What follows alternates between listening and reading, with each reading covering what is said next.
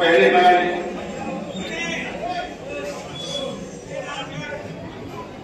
यहाँ पर मौजूद तमाम ही शहर भर से आए हुए हमारे वर्करों का, शहर के आवाम का, पार्टी के जिम्मेदारान का मैं शुक्रिया अदा करता हूँ। पार्टी की जानिब से, मेरी जानिब से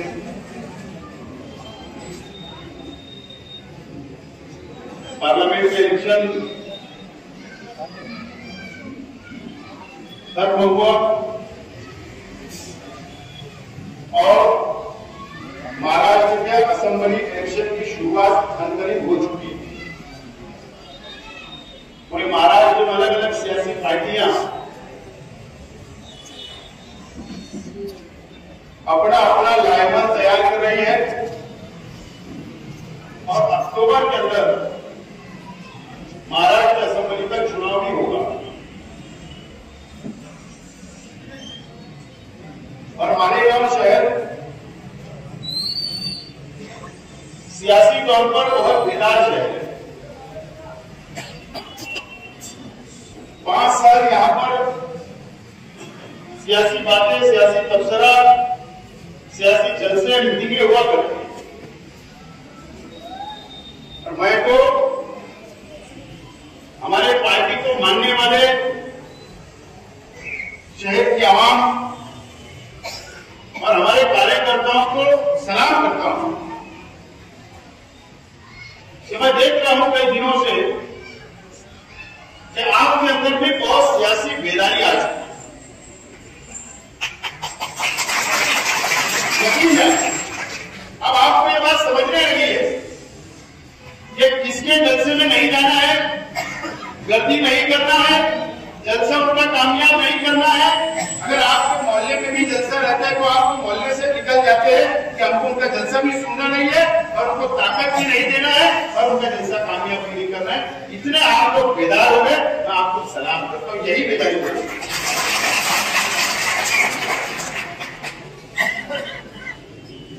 और आजकल शहर के अंदर खानवाने के ऊपर बहुत बातें हो रही है। माफ करना, मीडिया के साथियों से कहना चाह रहा हूं कि शेख रशीद खानवाने को के ऊपर मीडिया ट्रायल भी किया गया, कुछ चैनल वालों ने, कुछ अखबार वालों ने हमारे ऊपर ट्रायल किया गया, लेकिन हम तो वो लोग हैं कि 1999 के अंदर किसी की और हमारी आवाज से तो नहीं डरे, तो बाकी ऐसे कुछ चंद मीडिया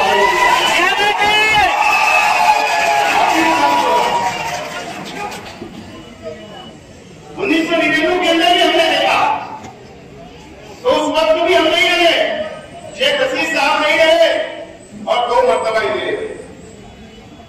मुझे तो 1999 का दौर याद आ रहा है कि ये हमारा रिपीट होने वाला है। जो अदा वो दौर मुझे नजर आ रहा है। मैं आज तमाम ही हमारे साथियों से कहना चाहूंगा कि आप लोग असेंबली की तैयारी के लिए आज से, अभी से अपने वार्ड में, अपनी गली के अंदर, अपने चौराहे के ऊपर कमर बांध लो, कमर कस लो और मैदान में उतर जाओ। और इंशाअल्लाह अगर आप लोगों ने हमारा साथ दे दिया तो मैं यकीन से कहता हूं असेंबली की सीट हमारी होगी। ये मेरे आप आज से जुट जाओ। ये मन देखो अक्टूबर कब आएगा, आज से हमको तैयारी करना। और शेख रशीद साहब की सियासी शुरुआत, या शेख रशीद साहब ने जब सियासत में कदम रखा, शहरी सियासत में बोल रहा हूं, तो उनका एक ही मिशन हुआ करता था कि मेरे गरीब भाई उनके लिए लड़ूंगा, झोपड़पट्टी की आवाम के लिए लड़ूंगा, गरीबों के लिए जीऊंगा, गरीबों के लिए मरूंगा। और यही गरीब आवाम ने शेख रशीद साहब को 2 मरतबा एमएलए बनाया और 24 साल शेख रशीद साहब के साथ आप लोग खड़े रहे। मैं आपको मुबारकबाद देता हूं और ये वही लग रहा है। अगर आज का अगर महाराज शाहिद का देखोगे तो आपको माजी नजर आएगा। शेख रशीद साहब को सियासी तौर पर खत्म करने के लिए एक बहुत बड़ी ताकत तैयार हुई थी, ताकत खड़ी हुई थी कि शेख रशीद साहब सियासत से खत्म हो जाए, लेकिन आप लोगों ने खत्म होने नहीं दिया। 2 मरतबा ये बनाए, 2 मरतबा, 4 मरतबा मेल आपने हमारे अपने परिवार के अंदर दिया। आज तक आप लोग हमारे खानदान के साथ, हमारे साथ खड़े हुए हैं और आइंदा भी आपको खड़े रहना है। और आपको ये पहला इलेक्शन होगा तो शेख रशीद साहब के बिना आपको लगा, शेख रशीद साहब के बिना लड़ना है। आपको शेख रशीद बनना है, आपको शेख खलील बनना है, आपको बनकर मेरी और मेरे परिवार की सरपरस्ती करके आपको असेंबली मुझको जिताना है। आपको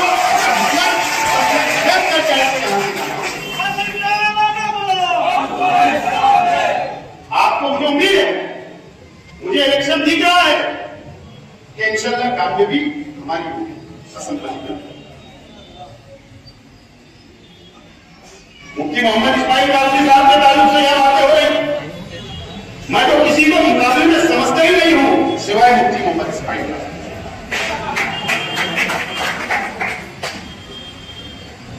मुकाबले में नहीं समझता हूं, लेकिन मैं ये शहर के अवाम से सवाल करना चाहता हूं कि आपने मुफ्ती मोहम्मद इस्माइल काज़मी साहब को चुन कर दिया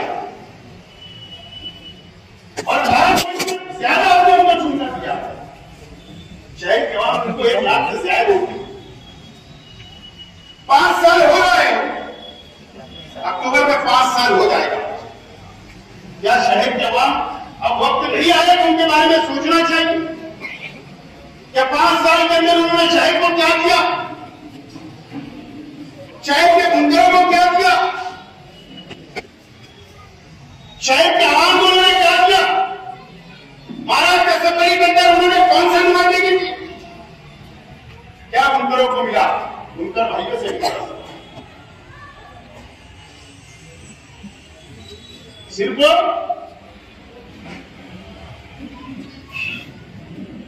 दादा भुसे साहब की चमचागिरी उन्होंने पास किया। लोटस हॉल के अंदर भी नहीं हुई, बड़ा बड़ा डिजिटल शहर के अंदर लगे, पावर लूम तंजीमों ने भैया बनाए, ये कमेटी बन गई मुफ्ती मोहम्मद इस्माइल साहब के डिमांड के ऊपर एक कमेटी बना दी हुकूमत ने और दादा भुसे साहब को गुलदस्ता लेकर, हार लेकर उनके ऑफिस में जाकर इस्तेमाल किया गया कि हुकूमत ने एक और अच्छा काम किया कि दादा भुसे साहब को उस कमेटी का चेयरमैन बना दिया। मेरी बात कड़वी हो सकती है उनके भाइयों, लेकिन सच बोल रहा हूं। आपने लोटस हॉल के अंदर मीटिंग ली, दादा भुसे साहब को बुलाया, इस्तेमाल किया, बड़ी बड़ी तकरीरें हुई, बड़ी बड़ी तकरीरें हुई, वादे किए गए, ये बेनिफिट, ये सब्सिडी, ये सहूलत बुनकरों को मिलेगी। मेरा सवाल है कि बताओ कि आज तक आपको 1 भी रुपया सब्सिडी मिली क्या? क्या आपको बेनिफिट मिला क्या? आप कभी इस्तेमाल किया गया? मैं तो बुनकर भाइयों से कहना चाहता हूं, आप जिम्मेदार नहीं हो, आप रोजी रोटी के अंदर परेशान रहते हो। अगर कोई जिम्मेदार है तो यहां की बुनकर तंजीमें जिम्मेदार है, जो आप पैसे जमा करके अपना जाति मुफाद हासिल करते हैं, लेकिन आपका कभी जाति मुफाद, आपको कभी सब्सिडी नहीं, आपको अगर पावर की रेट हो जाए कंपनी की तो आपके लिए कोई खड़े नहीं रहता। आपका इस्तेमाल सिर्फ किया जाए 5 सालों के अंदर।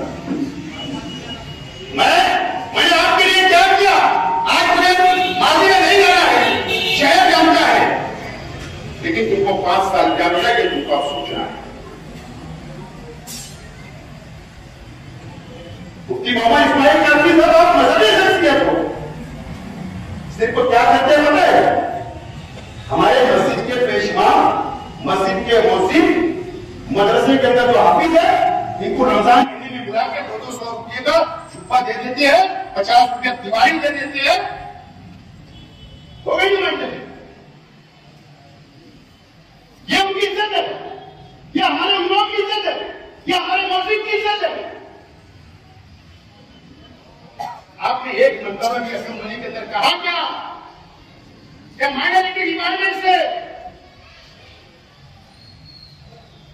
उनको बेनिफिट मिलना चाहिए? कभी नहीं आपने उनकी आवाज सुनी। आप महाराष्ट्र के मदरसा बोर्ड के सदस्य हो, आपने महाराष्ट्र असेंबली के अंदर कौन से मदरसे के लिए आवाज उठाई? आप बताइए मुझको, कौन से मस्जिद के लिए आवाज उठाई? आपने कोई आवाज नहीं उठाई। आपने कब मुसलमानों के लिए रिजर्वेशन मिलना चाहिए, माइनॉरिटी फंड को बढ़ा के मिलना चाहिए? आपने कोई आवाज नहीं उठाई। ये शहर के अंदर बिल्कुल आप नाकाम हो चुके हैं। मैं तो समझ रहा था कि आपको पिछले 5 साल का या 5 साल का तजुर्बा हो गया होगा, लेकिन आज आप अभी भी मार्केट के ऊपर, चौराहों के ऊपर रोकड़ा बाजार में खड़े हो।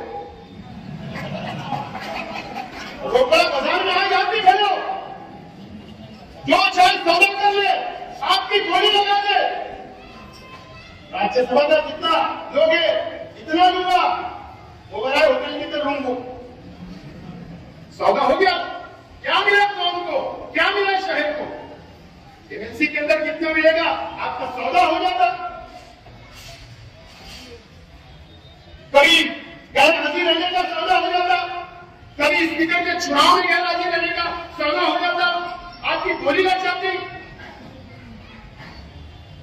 आप ऐसे एमएलए साबित हो कि आप रोकड़ा बाजार के अंदर आपको जो चाहे खरीद सकता है, सिर्फ 5 तारीख शहर पे। लेकिन मुफ्ती मोहम्मद इस्माइल कासमी साहब, क्या वजह थी? आपका तो लंबे बाद उनके पास तो इस्तेमाल हुआ करता था जब आप हज से आते थे, मक्का से आते थे, हज करके आते थे। ये साल तो देखने में नहीं मिला। क्या वजह बताया? क्योंकि असेंबली का इलेक्शन आ रहा है, नमाज पढ़ाना थी आपको एग्जाम पर, आपको बस सियासी बातें करना थी। मुसलमान नमाज पढ़ने के लिए इताद पर इसके लिए नहीं जाता कि आपकी सियासी बात हो। आपने मुझे बताओ कि बकरीद थी, हज के क्या फराइज होते हैं वो बताया कि आपने बयान किया। कुर्बानी में क्या फराइज है कि आपने वो बताया क्या? आपने वोट किया, लॉ किया, लैंड किया, मैंने तेरी वोट दिया। ये कोई जगह है? आपको सियासी तकलीफ करना थी, इसके लिए आप इस मरतबा हज को नहीं गए क्योंकि असेंबली का इलेक्शन आ रहा है। आपके शहर में रहकर फायदा क्या? मुझे बताइए कि शहीद जवान से पूछना चाहता हूं, इन 5 सालों के अंदर यह साल ऐसा था कि सबसे ज्यादा जानवर पकड़े गए कि नहीं पकड़े गए? मेरा सवाल है शहीद जवान से, आपके घरों से जानवर खोले गए कि नहीं? आप अपने मकान के ऊपर लेकर जानते पुलिस ने पकड़ी या नहीं पकड़ी? रेप हुई या नहीं हुई? इसके जिम्मेदार कौन? मार्केट के अंदर क्या हुआ? आप गए थे इतनी मरतबा, आप पुलिस के पास जाकर बैठे क्या? आपने कोई आवाज नहीं उठाई। इसको मायने की होती है क्या फायदा? आप मुकम्मल तौर पर नाकाम हो चुके हैं। इसका जवाब ये शहीद जवान है, उसे पूछना चाहिए। जिन लोगों ने वोट दिया, आप लोगों को उनसे जवाब पूछना चाहिए।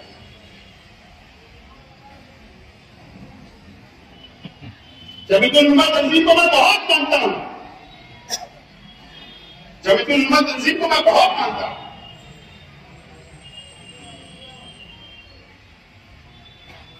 मैं भी स्टेट मेंबर रहा हूं,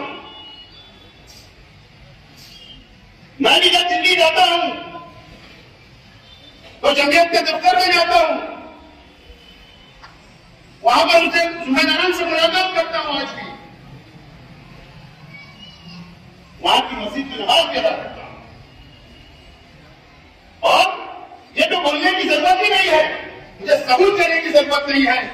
जब मैं एमएलए था तो महाराज जी की असेंबली के अंदर जमीयत पर पाबंदी की बात आई तो ये शेख आसिफ है, उनका मुकाबला जमीयतुल उलमा की इज्जत आज भी है, कल भी है और मरते दम तक इंशाल्लाह करता रहूंगा। ये बात तो बाजार में चल। लेकिन क्या ये शहर के अवाम, ये जमीयतुल उलमा प्राइवेट लिमिटेड कंपनी नहीं होती नजर आ रही है क्या? मेरा सवाल है।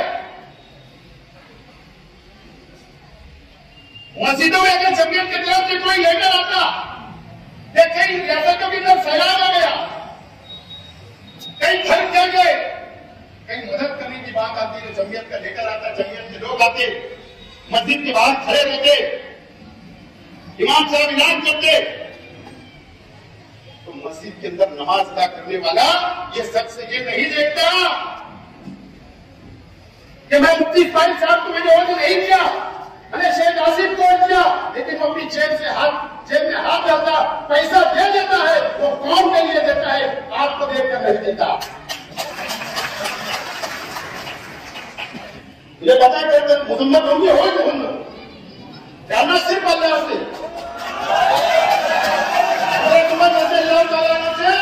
तो साबित है वक्त के उनसे भी सवाल किया गया, गलत बोल रहा हूं, उनसे भी सवाल किया गया। आप जमीयतुल उलमा के अंदर बैठकर अगर किसी चार घर चल जाते, उसका अगर आप तामीर करते, तो वहां पर यह न्यूज आ गया मीडिया के अंदर कि मुफ्ती मोहम्मद इस्माइल की एक बड़ा कारनामा के घर बना के देखिए गए, आपके घर आपके जेब से दिया, मालिक से आपके जेब से दिए, मक्की से आपके जेब से दिए, ये शहर से जमा हुआ किया पैसा है, ये कौम की अमानत है जो आप देते हो, आपके जेब से नहीं देते। वहां पर फैसले में देते हमारे खिलाफ, अरे हम भी मुसलमान है, हम भी जमीयत को मानते, उस दफ्तर के ऊपर आपका हक नहीं, लेकिन मुसलमान का हक है, आपको कोई अधिकार नहीं है, आपको कोई इख्तियार नहीं है कि कोई भी शहर के सियासी आदमी के खिलाफ जो आपके खिलाफ आपका बैठकर और बयान दिया, नहीं दे सकते आप बयान, ये बंद होना चाहिए। हमने 2019 के अंदर आपने हरी लाइटिंग लगाई, खुशियां मनाई जमीयत के ऊपर, हमने जब खामोश रहा, लेकिन याद रखना आपको साथ देना पड़ेगा कुछ देर। आप अगर दबाने की कोशिश करोगे मजहब के नाम पर, तो ये बर्दाश्त मैं तो नहीं करूंगा, और मैं अल्लाह से डरता हूं, बंदे से डरता हूं नहीं। अभी कौन आया ये शरद पवार साहब के बहुत खास थे, ना जाने क्यों आप समझ जाओ असेंबली का इलेक्शन आ रहा। फिर आज का मैंने पेपर पढ़ा, सामने अभी का आज का, बोले मैं मेरे हूं मजलिस का, एमएलए से मजलिस से उम्मीदवारी करूंगा। आप ये शहर को अपने लेटर हेड के ऊपर दस्तखत करके दे दो प्रेस वालों को, शहर को बता दो आज जो आपने बात कही उससे पलटना मत, पलटना मत, पलटना मत। तो बोले मेरे कांग्रेस वाले लोग फोन कर रहे, कांग्रेस वाले लोग किसी भी देने बोल रहे, फिर उधर चले। मुझे मालूम है हमारी नई नवीनी मेंबर ऑफ पार्लियामेंट ने आपको नाना पटोले से मीटिंग करवा दी, हमको पता है, मेरे भाई एजाज को नहीं पता, हो सकता है कांग्रेस के सदर की भी मुझे पता, आपकी मीटिंग जारी पता है। तो अपनी बात पे कानून है, मैं आज बोलता हूं इंशाअल्लाह जिंदगी रहेगी तो हर हाल में असेंबली इलेक्शन लड़ूंगा। आप अपनी बात पे कानून है। पार्लियामेंट का इलेक्शन हुआ,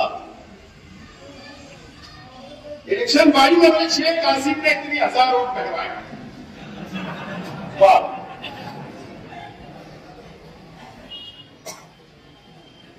मुफ्ती साहब ईमानदाराना अल्लाह पर ईमान रखकर इज्जत और जिल्लत अल्लाह देता है, डबल और ट्रिपल वोट नहीं इज्जत जिल्लत देती है। और शेख हसीना आज दोबारा बोल रहे हैं कि जिसकी एक वोट रहेगी मैं उसके साथ हूं। अगर आप बोगस भी नहीं करोगे, आप बोगस करेंगे 2 और 4 और 10 और 20 वोट बढ़ाओगे, मैं आज भी खिलाफ हूं, कल भी खिलाफ हूं। आपको जितना चिल्लाना चिल्ला, और तुम्हारे लिए मैं कुर्बान हो जाऊं, तुम्हारे लिए डबल वोट में तुम मुखालफत नहीं करूं, डबल वोट की मुखालफत नहीं करूं। तुम 55 वोट बढ़ा लो, तुम 13 वोट बढ़ा लो, तुम्हारे लड़के के अब्दुल्ला की 3 वोट बढ़ा लो, अब कुर्बान नहीं हो जाओ। जिन्हें मुखालफत नहीं करूं इसका मतलब मैं कुर्बान हो जाऊं। तुम बोगसगिरी करोगे, तुम झूठ का सहारा लेकर बोगसगिरी करके सफरी पहले जीत गए, आप इंशाल्लाह आपको जीतने नहीं होगा इंशाल्लाह। आज ही मैंने आज व्हाट्सएप पे आएगा 4 सेंटर बनाया हूं जो 18 साल के हो गए, जिनकी एक वोट थी वो अगर कली होगी, आइए हमारी ऑफिस में बना के देता। लेकिन 2, 4 वोट 10 वोट इसकी मुखालफत कल भी किया, आज की तरह आइंदा भी करूंगा। आप ही को कोई चीज लगती है, मेरे वोटरों को क्यों नहीं लगती? आवाम से की आवाज नहीं निकल रही, क्योंकि वोट आपने बोगसगिरी गिरी किया था, आपने वोट कर गई, तब तकलीफ हो रही क्योंकि इलेक्शन दिख रहा है ना सामने, फिर मैदान थोड़ा सामने रहेगा, तो आपको तकलीफ इसलिए। और एनआरसी ने मुसलमानों को डरा मत, वो फलस्तीन के मुसलमानों के अंदर जितनी ताकत अल्लाह ने दी है ना, तो हम भी उनके भाई हैं,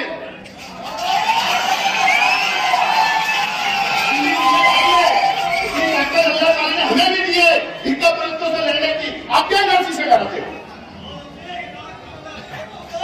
अल्लाह ने जिंदगी है, दुनिया में अल्लाह ने पैदा किया, वापस बुलाया, अल्लाह ताला जब वो अपने निकालेंगे जाना सबको। क्या मोदी और शाह से डराते हो? क्या एनआरसी से डराते हो? बंद करो झांसा देना, इस शहर में आपको समझ लिया कि सब बंद होना चाहिए। आप ये मत समझोगे शेख रशीद साहब इंतकाल कर गए, अरे हमको शेख रशीद साहब ने तमाम इस सलाहियत और हमारे अंदर की सलाहियत देखा जब शेख रशीद साहब ने उतारा, हमारे वर्करों को तैयार करने में शेख रशीद साहब उनकी यादों के सारे, उनके काम के सारे, उनकी सोच के सारे, हमारे अंदर बहुत हौसला, बहुत हिम्मत अल्लाह ने दी है। और हम शेख रशीद साहब के लिए दुआएं करते रहेंगे और इलेक्शन लड़ते रहेंगे और लड़ते रहेंगे। आप सोचेंगे हम घर जाएंगे, जब जाएंगे, ये तुम्हारी भूले की काम,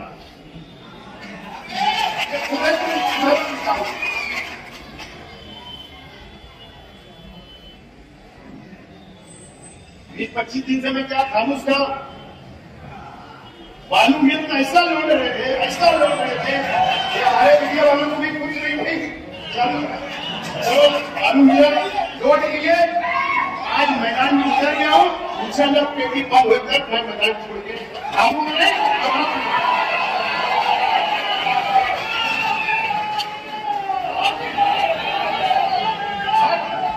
और इंसान के अंदर मैं शेख रशीद साहब सियासत में थे,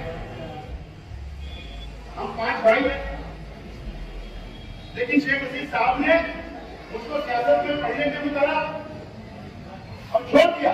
तो हिम्मत बनाया चाहे समाज, चाहे सीख, चाहे आपके काम का, चाहे गरीबों के काम। एक था वो भी झुमर कर्फ्यू के अंदर काम में मीटिंग लिया, सीधा पट्टियां बिछाया, जलसों की पट्टी बिछाया, कुर्सियां उठाया। शेख रशीद साहब ने सियासत में मुझे लाए, लेकिन शेख रशीद साहब ने सियासत में लाए, लेकिन अल्लाह ताला ने मेरे अंदर वो तमाम सलाहियत पैदा की और मैंने अपना लोहा ये शहर के सामने मनवाया। जब आप मुझको नेता मान रहे, जब आपने मुझे एमएलए बनाया, अब कोई भी वजह मैं शेख आसिफ के आगे बातें कर दूं, अच्छी अच्छी तकलीफ कर दूं, अच्छे इंग्लिश के अल्फाज बोल दूं और मैं एमएलए बन जाऊंगा, कभी नहीं हो सकता, शायद कभी बर्दाश्त नहीं।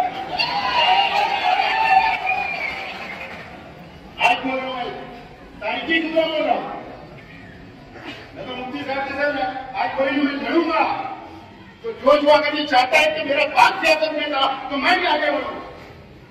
अगर कोई ये बोलता है कि मेरा बाप सियासत में था, कोई लड़की बोलती है कि मैं आगे बढ़ूं, जरूर सबको अधिकार है। इसका बात ऐलान करो कि हम संतुलित रहेंगे। ये शहर तय करेगा कि किसके अंदर ये शहर तय करेगा। बाप के भरोसे बहुत सुंदर दुकान नहीं चलती,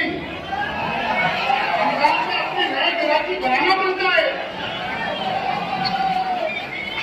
लेकिन ये हिरस शेख रशीद के औलाद शेख आसिफ बेगम बन गया, मेयर बन गया, हम क्यों नहीं? तो उसके लिए सलाहियत पैदा करो।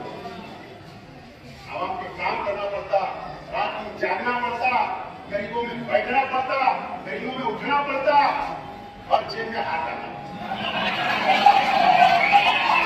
जेब में भी हाथ नहीं डालोगे और बोलेंगे हमको ये मानो, कपड़े अच्छे पहनेंगे तो कोई ये थोड़ी होगा। जेब में हाथ डालना पड़ता, ये शहर जानता है। और अल्लाह का करम है, शेख रशीद साहब ने सिखा के गए हमको कि जेब में हाथ डालो। पहले ही साथ शेख रशीद साहब नहीं थे दुनिया में, लेकिन आपने देखा कि हमारे परिवार ने बिल्कुल कंजूसी की हुई और आज भी कंजूसी और इंशाअल्लाह आगे। और अल्लाह नवाज रहा है, अल्लाह दे रहा है और हलाल दे रहा है और करोड़ों से दे रहा है अल्लाह ताला। हम करोड़ों से बांट रहे हैं, उनको क्या करें? कारपोरेशन से झूठ मार करके बांट रहे हैं क्या? किसी के जमीन पे नाजायज कब्जा करके बांट रहे हैं क्या? हमारा खानदान एक चीज किसी ने साबित कर दिया कि हमारे खानदान ने किसी की जमीन पर नाजायज कब्जा करके पैसा हासिल किया, यकीन करना सियासत छोड़ दिया। साहब ने सिखाया नहीं हमें।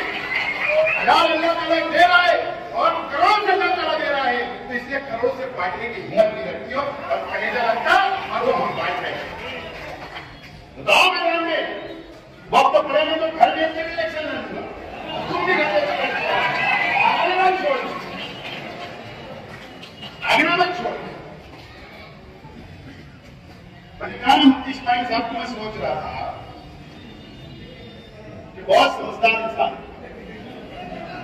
देखो है। आप तमाम मेरे साथी बैठे, खासतौर से गुरुवार औरंगाबाद ये इलाका शहीद अब्दुल हमीद रोड और शहर के रविवार में बहुत इलाके से आए हुए नए वगैरह।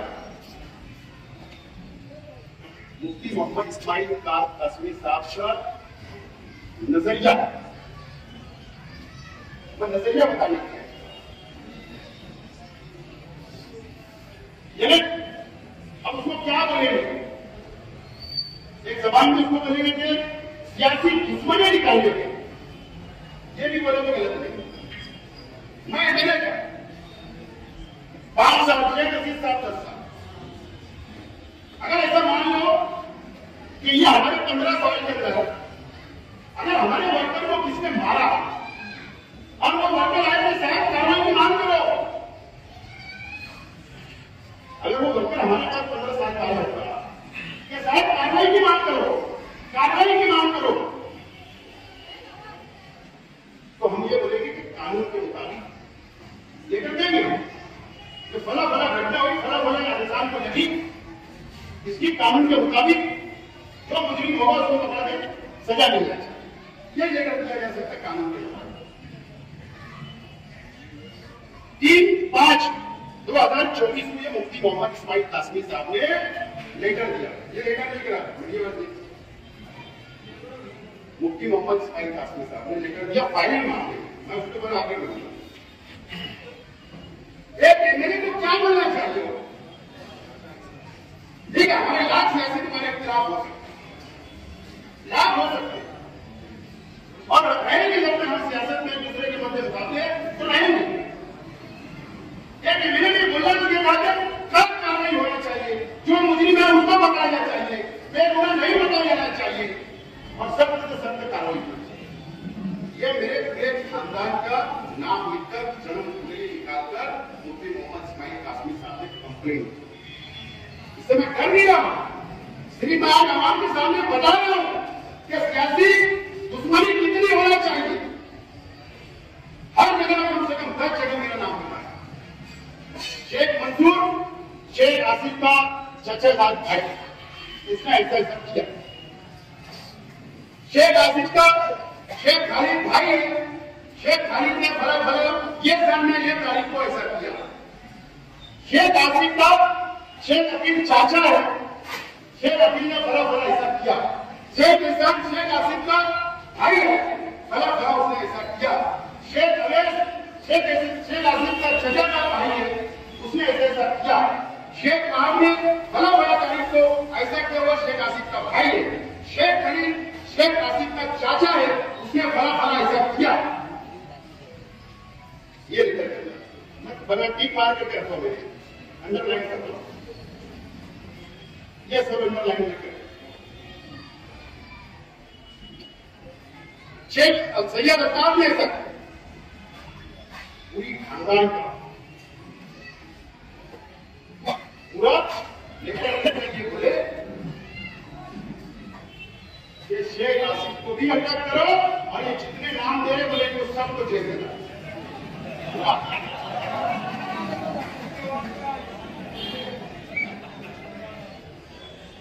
बताओ ये सैन्य और ये सियासत दुश्मन, ये लेटर से मैं डर नहीं रहा हूं, क्योंकि इन्होंने ये छुपाया मीडिया के अंदर, शामनामा के अंदर भी छुपाया, उर्दू अखबार में भी छुपा, और नया यूट्यूब चैनल वालों को भी ये नहीं बोला। सिर्फ सीएम मुख्यमंत्री साहब के साथ की तस्वीर, director general of police Reddy Shukla madam के साथ में फोटो सिर्फ लगा दिए और निगम नाम की न्यूज बना के दे दी। साहब साबित के बेले साहब को लगता हो आप बैठे हो ना, शेख हसीन साहब 10 साल बैठे वहां, शेख हसीन 5 साल हाउस में बैठा। मंत्रालय की कितनी सीढ़ियां वो भी मुझे पता है। अलग बात है आपको 9 साल के अंदर सीढ़ियां भी नहीं पहुंच पाए, मैं निकाल के दूंगा, कितने सोर्सेस मिले है। मुझे ये बात बोलनी नहीं थी, लेकिन आपको हमारे महाराष्ट्र के राज्य मुख्यमंत्री सिंधे साहब के बंगले पर किसने लेकर गया और फोटो से कौन बाजू में हो गया मुझे ना बोल।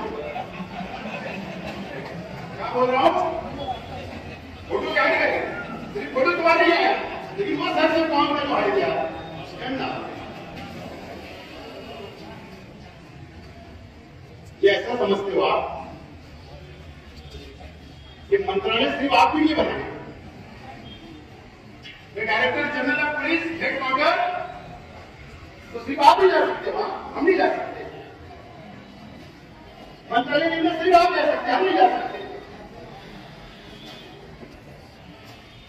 सब जानता हूं, अब कब और कैसे जाना वो भी जानता, सिर्फ इतिहास से अपील है साहब, ये जातियात पर होगा, जातियात पर, ये सियासी नहीं हुआ, ये जातियात पर होगा। जिस दिन मैंने बोलना शुरू किया शहर के अंदर जातियात पर, सिर्फ 13 दिन मेरे मुताबिक उनको इशारा मिल गया। वो कौन सा मेडिकल वाला है,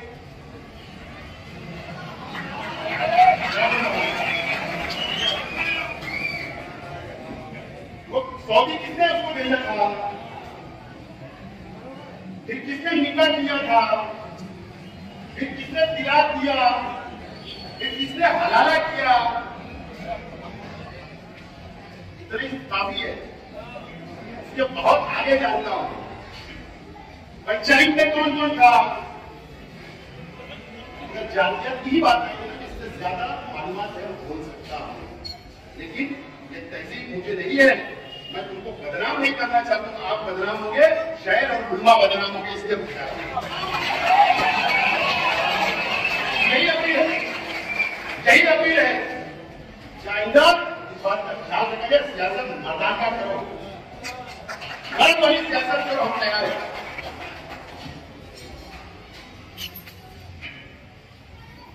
और मैं आप यूट्यूब चैनल वालों से बोलना चाहता हूं, शेख आसिफ का इंटरव्यू देते तो शेख आसिफ के अंदर गिरबान के अंदर कितने काले करतूत छुपे हैं, इसकी भी तहकीकात करना माफी के साथ।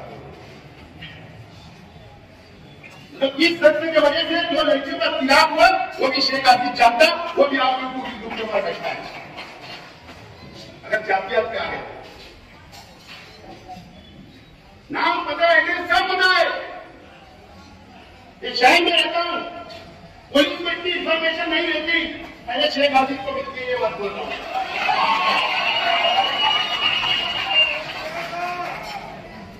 किसी को टेलर देकर छोड़ रहा हूं, जब बताऊंगा कि इलेक्शन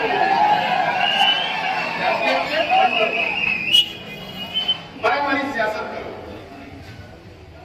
लेकिन क्रम है हमने तो किसी का इस्तेमाल करके उनका घर भी खराब किया। तो बताया मेरी कॉलर के ऊपर मैं सियासत में हूं, ऐसे मुकाबला करो। ये मेरी खानदान की पूरा करते हो, तैयार हो तुम्हारे हर मुकाबला करने के लिए।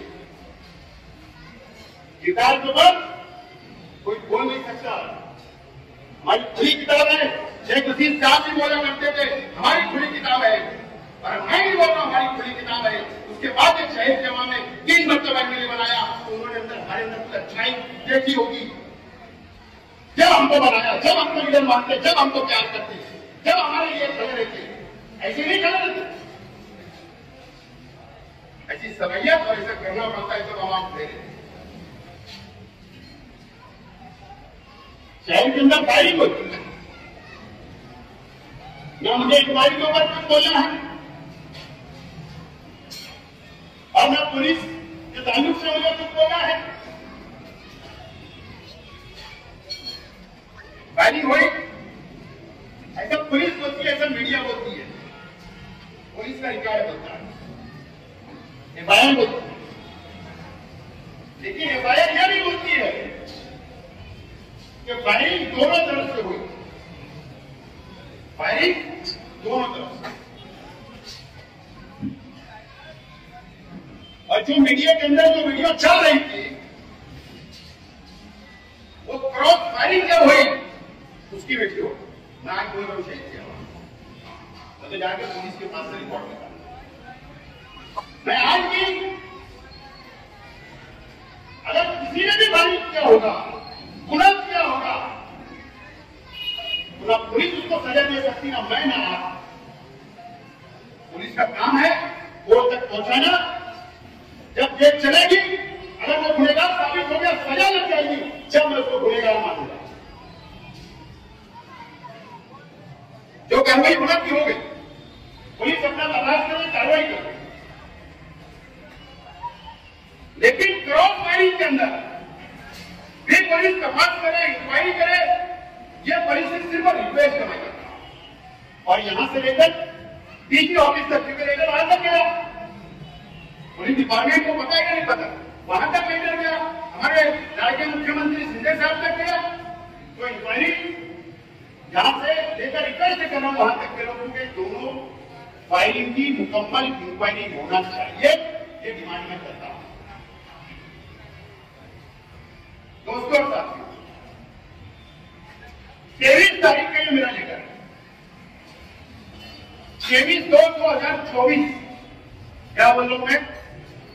23/2/2024 मेरे दूसरे महीने का ये साल है, अभी छठा महीना चल रहा है। ये लेटर मैंने देवेंद्र जी फडणवीस साहब को लिखा था, मैंने डायरेक्टर जनरल ऑफ पुलिस उनको लिखा था, और नासिक जिला के एसपी साहब को लिखा था, डीवाईएसपी साहब को, एसपी साहब। ये लेटर मैंने लिखा था, रिकॉर्ड पर ये लेटर, ये मेरा लेटर। अखबार वालों ने न्यूज भी छापी,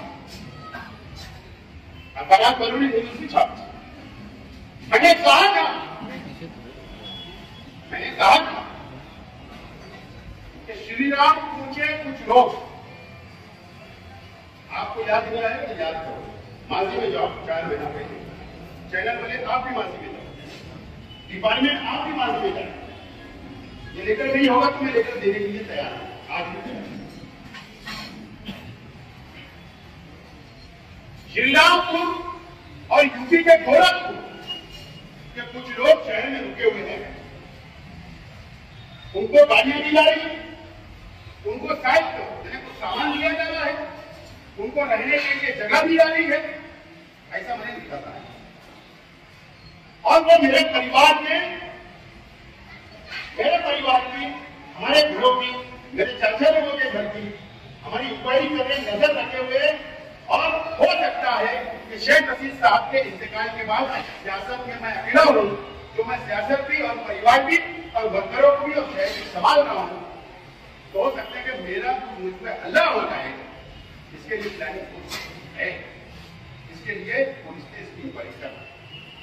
एक ये लेटर दिया था और दूसरा लेटर दिया था इसके साथ में कि मुझको पुलिस प्रोटेक्शन, मेरे साथ पुलिस सुरक्षा ध्यान दिया जाए। मेरे को खतरा है, ऐसा मुझे महसूस हो रहा है, ऐसा लेटर मैंने दिया, ऐसा लेटर मैंने दिया। अब सवाल ये कि जो क्रॉस फायरिंग हुई, पुलिस की तहकीक कहां तक पहुंची मुझे नहीं पता। सर मुझे उनके अंदर इंटरफेयर करना है, न दबाव बनाना है दूसरों की तरफ। साफ सुथरी तहकीक होना चाहिए। हो सकता मेरा लेटर झूठा साबित हो, मैं मान सकता हूं, अगर पुलिस बोलते तो मैं मानूंगा, लेकिन वेपन जो क्रॉस फायरिंग में इस्तेमाल की गई, इसलिए मैं ये बोल रहा हूं, तो बोलेंगे यार दूसरी तरफ का नहीं बोल रहे, क्योंकि दूसरी तरफ पुलिस ने वेपन जब्त कर दिया। आप सुन, पुलिस ने एक साइड की वेपन जमा कर लिया और कोर्ट के रिकॉर्ड में बताया गया कि वेपन भी जमा हुई, गाड़ी भी जमा हुई, कपड़े भी जमा हुए, मोबाइल भी जमा हुए और आरोपी भी जमा हुए। इसके लिए बात नहीं कर रहा हूं। जो क्रॉस फायरिंग में वेपन इस्तेमाल की गई, वो वेपन कहां से आई, नंबर एक। नंबर दो, वो जो वेपन क्रॉस फायरिंग कर रहे थे, उसमें मनमाल का व्यक्ति था क्या नहीं, ये भी पुलिस तहकीक करे। पुलिस को नहीं जानकारी होगी तो मैं बता सकता। श्रीरामपुर का व्यक्ति उसके अंदर था या नहीं, पुलिस को नहीं मालूम होगी तो मैं बता सकता। एक यूपी वाले को पकड़ा गया, बराबर, एक आरोपी पकड़ा गया, दूसरे की हाथ से जमानत हुई, इसे कुछ बोलना नहीं है पुलिस। इसकी इंक्वायरी होना चाहिए, ये डिमांड है। और एक अहम डिमांड ये है, मैंने कहा ना कि डायरेक्टर जनरल ऑफ पुलिस का जो कार्यालय है, जो ऑफिस है मुंबई में, तो यूपी वास्ते नहीं खुला, मेरे वास्ते नहीं खुला। मुंबई गया था मैं, क्या बोल रहा हूं, मैं भी मुंबई गया था, मेरा घर में खबर नहीं छपाई आज के दिन के लिए। मैं भी मिल गया था श्रीमती फोटो, मैं भी मिल गया। देश में शुक्ला का ऑफिस बहुत अच्छा है, मैं गया, मीटिंग में बैठा, टाइम लिया, मालूम है कैसे टाइम लिया। मैं भी गया और मैंने क्या करके आया, बात समझ लो, ऐसे कोई अब फाइल बना लिया। मैंने वकील नहीं हूं, लेकिन जितनी भी जानकारी उनका काम करते रहे। मैंने ये डिमांड किया कि क्रॉस फायरिंग करने वाली जो वेपन थी, मेरा आज भी मानना है वो वेपन नेपाल से आई है। क्या बोल रहा हूं मैं, आज भी मेरा मानना है, लेकिन हो सकता है गलत, वो नेपाल से आई है। ये मामला देश के बाहर का होगा, देश के अंदर का होगा। नेपाल हमारे देश से हटके नया देश, एक अलग देश है। मैं हिंदुस्तान की बात नहीं कर रहा हूं, नेपाल की बात कर रहा हूं। वहां की हुकूमत अलग, वहां का वजीर आजम अलग, वो देश अलग है। अब पुलिस ने तहकीक करे कि इस 3-4 महीनों में नेपाल से कौन कौन नेपाल के शहर से गया था, कौन कौन नेपाल गया था, और नेपाल में क्या क्या हुआ, ये भी पुलिस ने। क्यों नेपाल गए, मेरी तो ये भी बात है, तुम्हारे ये सुनो बहुत चलो, क्या बोल रहा हूं, ये सुनो समझते, जुआ धड़ा जिसको बोलते हैं, वो काउंटर वाले ना, क्या बोलते हैं, ये सुनो आप देखो, तुम आप सोचिए अपना नाम नहीं, और वो तरफ क्या बोलते, जो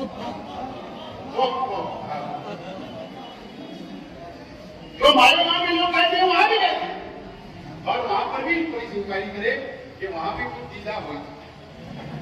क्या बोल रहा हूँ, बड़े बड़े बिल्डर रहते, इतने बड़े दुकान चलाने लोग पास बॉडी गार्ड रहते हैं, तो वहां क्या हुआ था और ये वेतन वहां से आई है मेरा छत है। मैं यहां नहीं बोल रहा हूं, डायरेक्टर जनरल ऑफ पुलिस को मैंने लेटर दिया कि आप इसकी इंक्वायरी करना चाहिए।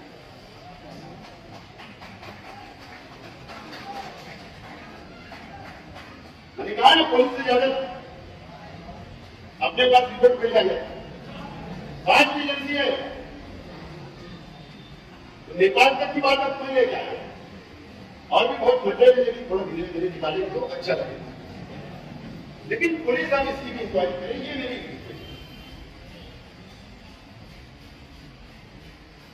अब आगे कहा जाने है तो आगे मैं उसको बताएगा।